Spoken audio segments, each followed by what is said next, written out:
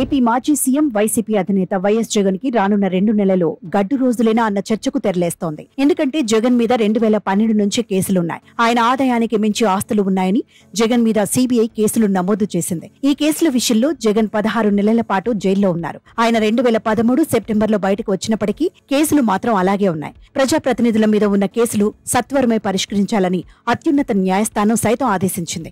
ఈ నేపథ్యంలో జగన్ కేసుల విషయం ఇప్పుడు మరోసారి చర్చకు వస్తోంది. ఆయన పార్టీ వైసీపీ దారుణమైన పరాజయం పాలయ్యాక ఇప్పుడు జగన్ కి కష్టాలు ఒక్కోటిగా చుట్టుముట్టుకొని వస్తున్నాయని అంటున్నారు. దాంతోపాటు ఆయన మీద పెట్టిన కేసుల విషయంలో విచారణ సీబీఐ కోర్టులో వేగవంతం కానుంది అని అంటున్నారు. జూన్ 19 నుంచి ఈ కేసుల విచారణ సాగనుంది అని అంటున్నారు.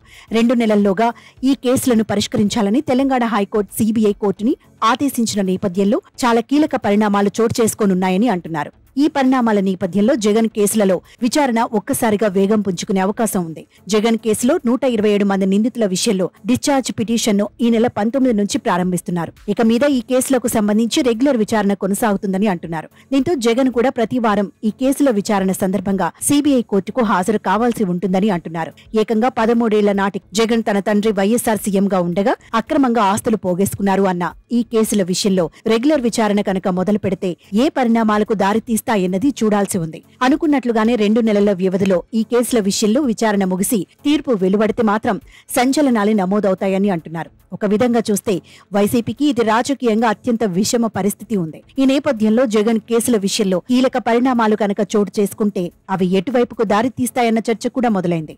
ఏది ఏమైనా ఏపీలో వైసీపీకి టోటల్ గా బ్యాడ్ డేస్ స్టార్ట్ అయ్యాయని అంటున్నారు. వీటిని ఫేస్ చేస్తూ ఎలా ముందుకు సాగుతారు అన్న దాని మీదనే పార్టీ ఫ్యూచర్ ఆధారపడి ఉంది అని అంటున్నారు.